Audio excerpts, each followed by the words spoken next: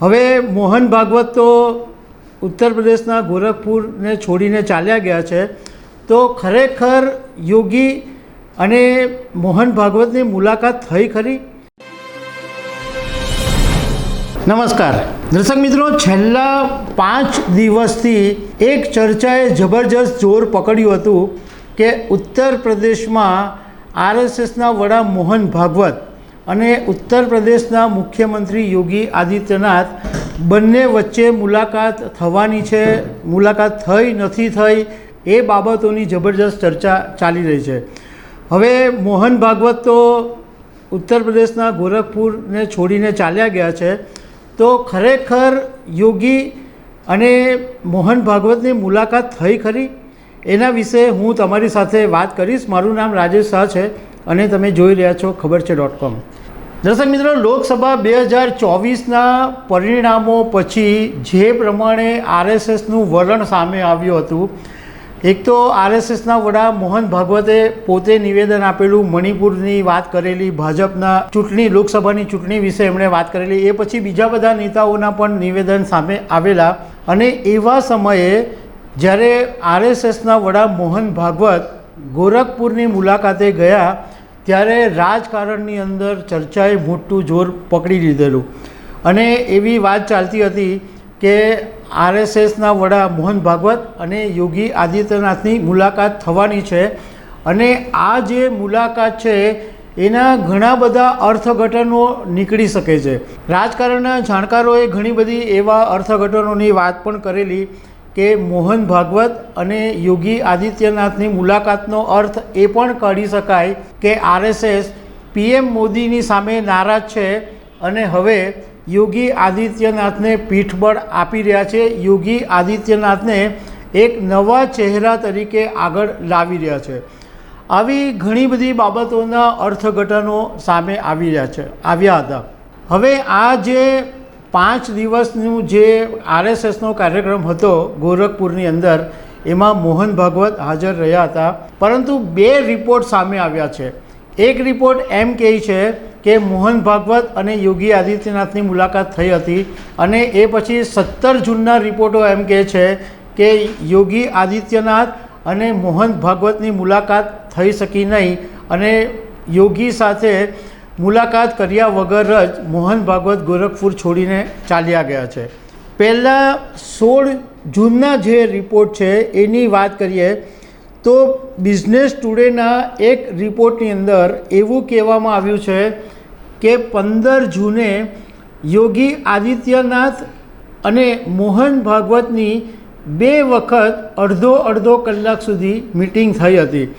એ રિપોર્ટની અંદર સ્થળના નામ પણ આપવામાં આવ્યા છે કે પહેલી જે મિટિંગ હતી એ બપોરે થઈ હતી 15 જૂને અને એ કેમ્પિયરગંજની એક સ્કૂલમાં મોહન ભાગવત અને યોગી આદિત્યનાથની મિટિંગ મળેલી.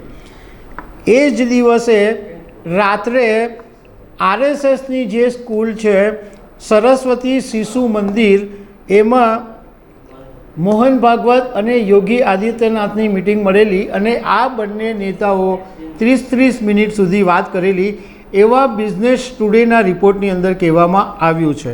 જ્યારે મોહન ભાગવત અને યોગી આદિત્યનાથની મિટિંગ થઈ ત્યારે મીડિયાની અંદર એક એવી ચર્ચા થઈ કે મોહન ભાગવત આરએસએસના વડા છે અને એમના માટે એવું કહેવાય છે કે ભાજપના જે ટોચના નેતાઓ છે, એટલે પ્રધાનમંત્રી નરેન્દ્ર મોદી છે કે અમિત શાહ છે કે રાજનાથ છે, એ સિવાય મોહન ભાગવત કોઈને ઇઝીલી મળતા નથી.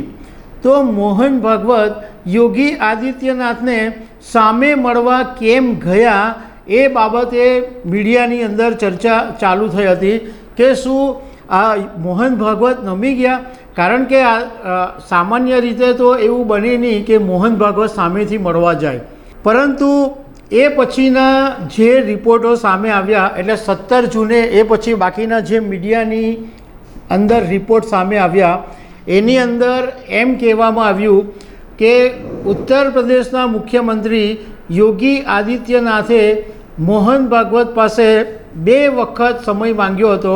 શનિવારે બપોરે 2 વાગે એક વખત મળવાનો સમય માંગ્યો અને એ જ દિવસે સાંજે 6 વાગ્યે મળવાનો યોગી આદિત્યનાથે મોહન ભાગવતની પાસે સમય માંગ્યો હતો. પરંતુ મોહન ભાગવતે સમય આપ્યો નહોતો. એટલે આ જે વાત થઈ એને કારણે મીડિયાની અંદર આરએસએસના વડા જે મોહન ભાગવત હતા એનું બેલેન્સિંગ થઈ ગયું કે ભાઈ ના એમણે તો સમય આપ્યો નથી. અને પહેલાં જે ચર્ચા થઈ એમાં એમ કે મોહન ભાગવત સામે થઈ ગયા. મતલબમાં આરએસએસના વડા મોહન ભાગવતની જે વાત હતી એનું બેલેન્સિંગ થઈ ગયું. પણ આની ઉપરથી એક વાત એ નક્કી છે કે આરએસએસ નારાજ છે અને એની સાથે સાથે એ પણ છે કે ભાજપ અને આરએસએસ બંને અત્યારે એ બાબતની પર સંમત થયા છે કે ચૂંટણીમાં જે પરિણામો આવ્યા, જે નુકસાની થઈ એની ઉપર આરએસએસ અને ભાજપ બંને હવે ગંભીરતાથી વિચારી રહ્યા છે. આરએસએસના લોકોનું કહેવું એમ છે કે યોગી આદિત્યનાથને મોહન ભાગવતે મુલાકાત નહીં આપી એની પાછળનું કારણ એ છે કે જે ગોરખપુરનો કાર્યક્રમ હોય છે એ તો 1 વર્ષ પહેલાંથી નક્કી હોય છે અને એમના કાર્યક્રમના જે રોડ મેપ હોય એ એકદમ ફિક્સ અને તૈયાર હોય છે અને એની વચ્ચે કોઈપણ નેતાને મળવાનું કે કોઈપણ નેતાની સાથે મુલાકાત કરવાનું શક્ય હોતું નથી. એટલા માટે યોગી આદિત્યનાથને પણ સમય આપવામાં આવ્યો નથી. પણ રાજકારણની અંદર એવું કહેવામાં આવે છે કે આરએસએસ જે પોતે છે એ સામાન્ય રીતે એમ કહે છે કે તેઓ સામાજિક સંગઠન છે અને એમને રાજકારણની સાથે લેવા દેવા નથી. અને આરએસએસના જે નેતાઓ હોય છે એ કોઈ પણ બાબતે જે મહત્ત્વની બાબત હોય કે જે સિરિયસ બાબત હોય એ ક્યારેય બહાર આવવા દેતા નથી. એટલે ખરેખર યોગી આદિત્યનાથની અને મોહન ભાગવતની મિટિંગ થઈ કે નથી થઈ એની સાચી વાત આપણને ક્યારેય ખબર પડવાની નથી. તો દર્શક મિત્રો, આવી અનેક વાતો સાથે અમે તમને મળતા રહીશું. Thank you very much.